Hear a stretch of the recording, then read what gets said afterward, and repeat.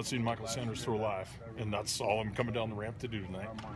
But year 5 personally, any nostalgia coming in, anything like that? Good God, no. I got enough history in my background to forget most of it. So the cool thing for us is that we're a very veteran and experienced football team. We've got a tremendous number of quality athletes that are battle-tested, battle-hardened, and proven.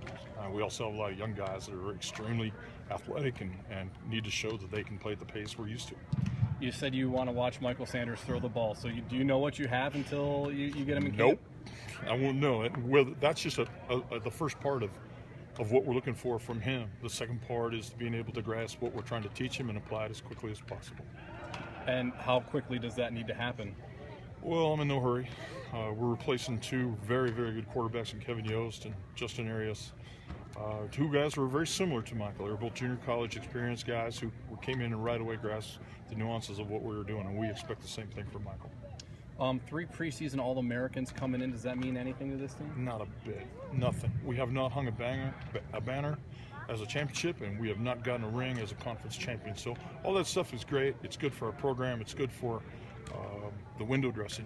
But the substance of this football program is still yet to be decided because we have not found a way to make those 8 points that deterred us from winning the Big Sky Conference title last season. Defensively, most everything's up for grabs position-wise. Can you tell us about that? No, not really. Tyler Cooter's pretty enmeshed in our starting front. Drew Sharkey showed that he's an outstanding defensive front guy. Kurt Karstetter's going to be a force. The 2 inside linebackers are 2 of the most outstanding tandem of backers I've ever had. The 2 safeties are very, very solid. Both corners are returning starters. So literally there's 1 spot available, and that would be either how we play at nickel or how we play at the other 3rd defensive line spot. 3 of your 4 top tacklers from last year are back this season. How does that set the pace for the defense? Yeah, their names are Mario and their names are Cody, but one of those guys is not named Hayden Stout. He literally is our best defensive player right now, top to bottom. He'll see the most action. He'll be our leading tackler. On offense, you've got some playmakers on the skill positions. How does having that talent around a new quarterback help the new quarterback? Well, it sounds like it would be easy, but it's not, because it still has to be the quarterback's decision-making, pre-snap and post-snap, that determines the success for all of those guys. So with Josh Cook back, a 2-year starter, KW back as a 2-year starter, X back as a 3-year starter, we've got enough skill guys with enough experience. Yet the quarterback position is going to be the thing that we're all going to put an eagle eye on for the next 25 days.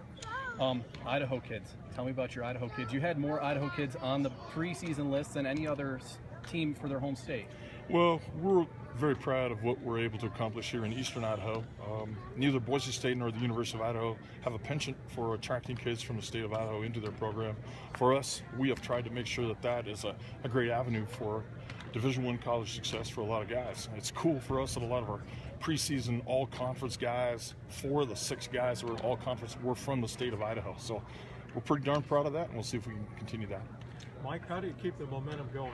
You had everything on a roll at the end of last year. How do you keep it going now? Well, we have to, Mark, make sure that we're on top of what we're trying to do. We've evolved offensively again.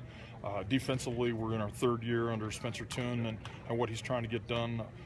We just have to keep gathering momentum because we're a long ways from being accomplished. So I don't really consider us to be evolved. I consider us to be in the process of getting to where we want to be.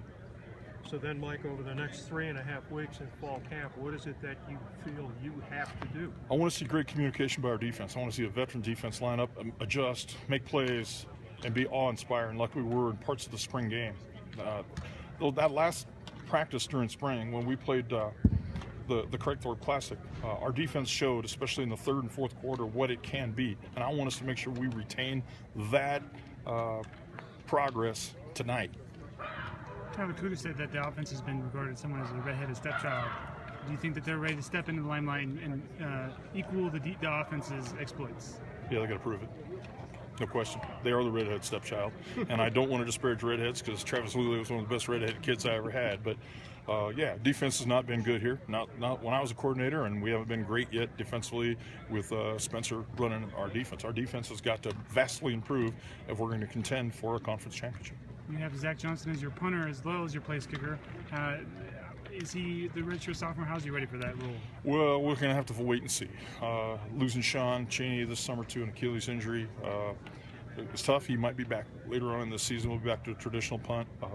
We'll see how Zach can handle it. That's a huge hole for us to fill. Maybe we just won't punt.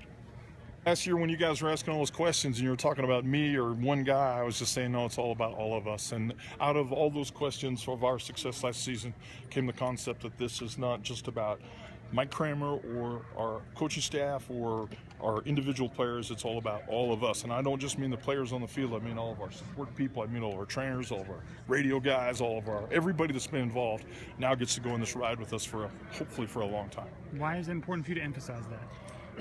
Well, because there's been a miasma of inconsistency in this program. We've had a couple good years and then we fall off the table, and we have a couple good years and we fall off the table. And everybody didn't want to belong or be a part of it. And so what I want to be is I want to be consistent for as long as possible for all the people that have been loyal to what this program's about. That's why it's about us, we, and them as us.